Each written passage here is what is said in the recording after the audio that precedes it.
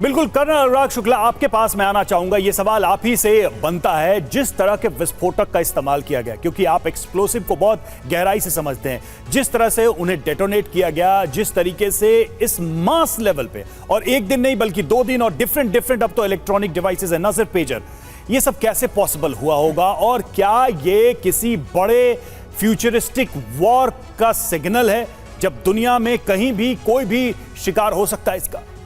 बिल्कुल, ये एक कन्वेंशनल वॉरफेयर से इलेक्ट्रॉनिक वॉरफेयर की तरफ जाती हुई स्थिति देख रहे हैं आप। पहले ज़माने में होता था कि जो हथियार है लड़ने का वो आंखों से नज़र आता था, चाहे टैंक हो, गन हो या किसी चीज़ की। लेकिन आज के ज़माने में पूरा सिनेरियो चेंज हो गया है। आजकल हमारे पास ड्रोन्स हैं, नैनो टेक्नोलॉजी है और रेडियो वेव्स जो है वो एक वेपन की तरह यूज़ की जा रही हैं। इस अटैक में आपने देखा होगा कि 2 तरह की चीज़ें यूज़ की गई हैं, एक तो है पेजर और एक है वॉकी टॉकी। पेजर जो होता है वो आपका 150 से 170 मेगाहर्ट्ज़ पे काम करता है, जो कि बहुत ही लो फ्रीक्वेंसी है, और जो वॉकी टॉकी है वो आपकी स्टार्ट हो जाती है 450 से 470 मेगाहर्ट्ज़ पर। दोनों ही चीज़ों की एडवांटेज ये है कि जो इनकी फ्रीक्वेंसी होती है वो बड़ी लॉन्ग साइकिल पे चलती है, जिसका 1 किलोमीटर से लेकर 100 किलोमीटर का एक साइकिल बनता है।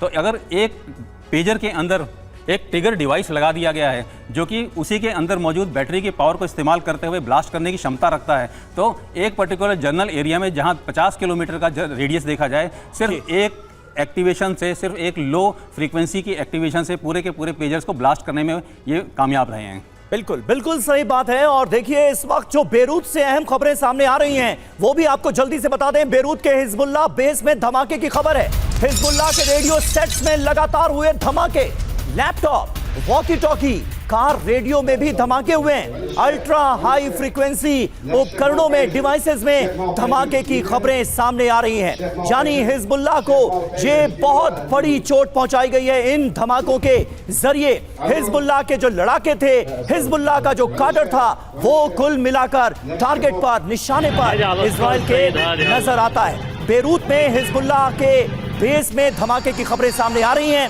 और यहां से जानकारी यह है कि तमाम जो रेडियो सेट्स यहां पर रखे हुए थे वो फट गए, उनमें धमाका हुआ।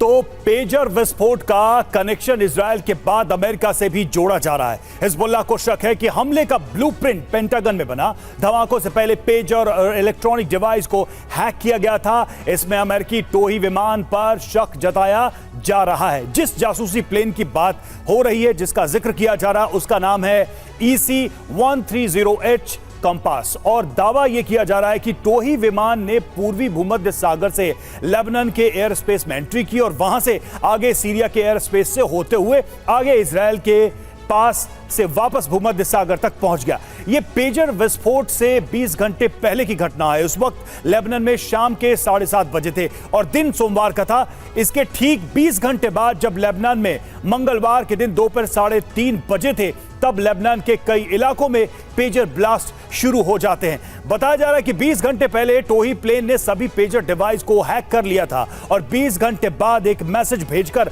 उसमें विस्फोट करा दिया गया था। EC-130H टोही विमान अमेरिका का सीक्रेट वेपन है, जो एक सर्विलांस प्लेन है। यूएस एयरफोर्स इलेक्ट्रॉनिक वॉरफेयर के लिए इसका इस्तेमाल करती है। इसके जरिए दुश्मन का कम्युनिकेशन नेटवर्क तबाह किया जाता है। यह रडार सिस्टम जैम कर देता है, कमांड और कंट्रोल सिस्टम को हैक कर लेता है, कम्युनिकेशन सिस्टम हैक करके मिलिट्री ऑपरेशंस में सहायता करता है। दुश्मन के एयर डिफेंस की जासूसी करके सैन्य ऑपरेशन में यह मददगार है और किसी भी तरह के मौसम में सटीक जानकारी इकट्ठा करने में भी माहिर है। अब अमेरिका ने इसका इस्तेमाल पेजर और दूसरी इलेक्ट्रॉनिक डिवाइस हैक करने के लिए किया।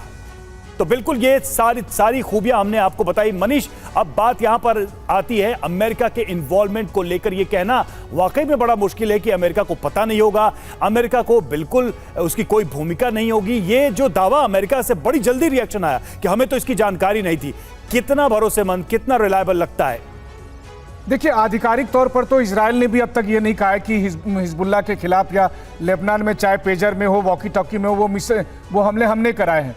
लेकिन हम सब जानते हैं कि ये टेक्नोलॉजी किन किन लोगों के पास है, ये टेक्नोलॉजी किन किन देशों के पास है। अब तक यही कहा गया था कि कोई भी ग्रुप हो, कोई भी देश हो, जो टेक्नोलॉजी में जितना एडवांस होगा वही जो है सबसे आगे इस युद्ध में जाएगा। लेकिन यहाँ पर 2 डायमेंशन साफ तौर पर दिखाई दे रहे हैं। एक थ्योरी तो यह है कि अगर पेजर में, वॉकी टॉकी में अगर बाहर से कुछ एक्सप्लोसिव डाले गए तब तो फिर भी राहत की बात है कि इसका असर सिर्फ हिजबुल्लाह तक ही है। लेकिन अगर किसी दूसरी टेक्नोलॉजी के जरिए जो अब तक अज्ञात थी उसके जरिए यह अटैक करने में कामयाबी हो रही है, तो फिर यह मसला केवल लेबनान तक नहीं है, फिर यह दुनिया के हर घर में, हर देश के लिए चिंता की बात है। फिर किसी भी देश के प्राइम मिनिस्टर, प्रेसिडेंट सुरक्षित नहीं है, फिर किसी भी देश की आर्मी सुरक्षित नहीं है। आप ड्रोन से लेकर फाइटर जेट तक हर कुछ तो आज की तारीख में आप टेक्नोलॉजी के जरिए ही इस्तेमाल करते हैं। अगर उसी टेक्नोलॉजी को ही वेपन बना दिया जाए तो आपके घर में रखा हुआ आपका ड्रोन, आपके फाइटर जेट, आपके मिसाइल खुद वहीं पर फट जाएंगे और इस तरह से सब कुछ तबाह हो जाएगा। ये जो सिचुएशन बन रही है, ये इस युद्ध का सबसे नया डायमेंशन है और ये पूरी दुनिया में चर्चा का विषय है।